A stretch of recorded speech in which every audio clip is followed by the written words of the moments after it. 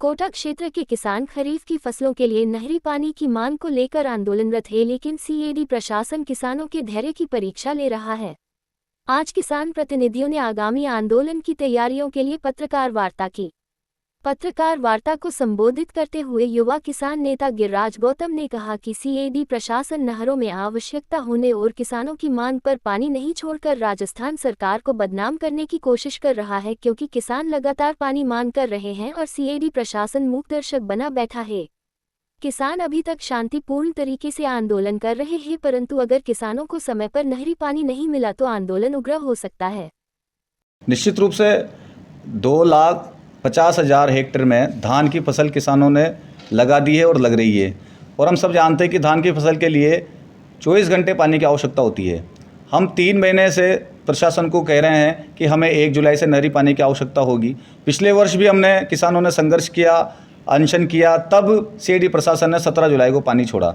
अब की बार हमने इनको जब 3 माह पूरा अवगत करवा दिया और ये कहा कि इस बार धान का रकबा हमारे इलाके में ज़्यादा बढ़ गया है, किसानों ने बहुत महंगी ज़मीनें किराए पर लेकर 20,000 22,000 बीघा की और धान लगा दिया है। अगर उन्हें जुलाई माह में पानी नहीं मिला तो निश्चित रूप से किसानों को हज़ारों करोड़ों का नुकसान हो जाएगा। उसके बावजूद भी सीएडी प्रशासन का जो रवैया रहा है, जो उनकी उदासीनता रही है किसानों को लेकर, वो बहुत ही निराशाजनक रही है और इसी के लिए किसानों को सड़कों पर आना पड़ रहा है। हम 2 दिन पूर्व भी किसान सैकड़ों ट्रैक्टरों के साथ लालसोट मेगा हाईवे पर थे।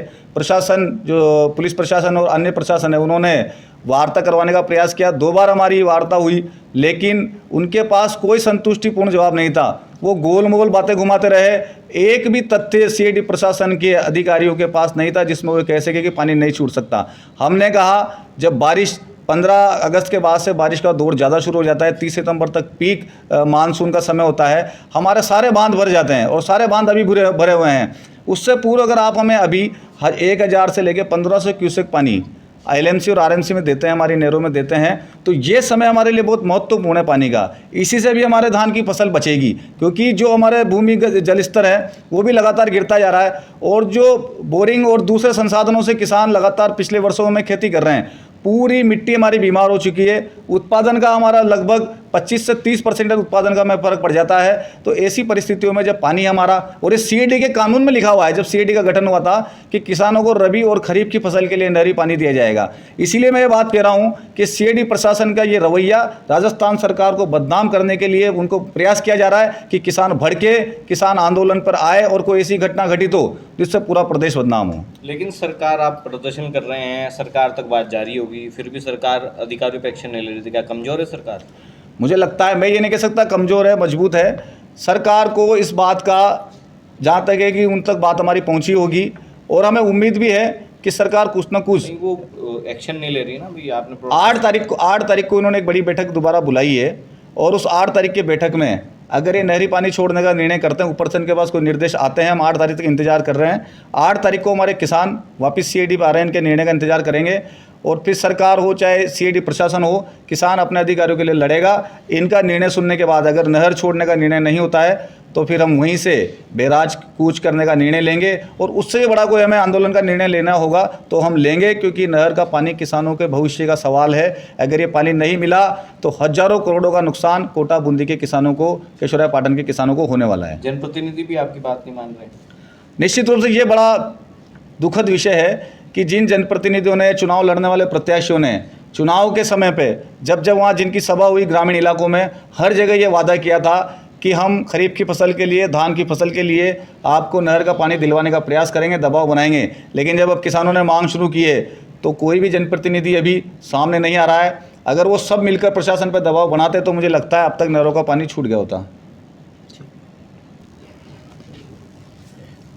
हम सरकार को सभी किसानों की तरफ से ये निवेदन करते हैं कि वो हमारी इस समस्या के प्रति ध्यान दें, क्योंकि किसान जब खेती को शुरू करता है तो शुरू करते वक्त ही उसका 4-5 हज़ार का शुरुआत में वैसे ही खर्चा हो जाता है उसका अलग से।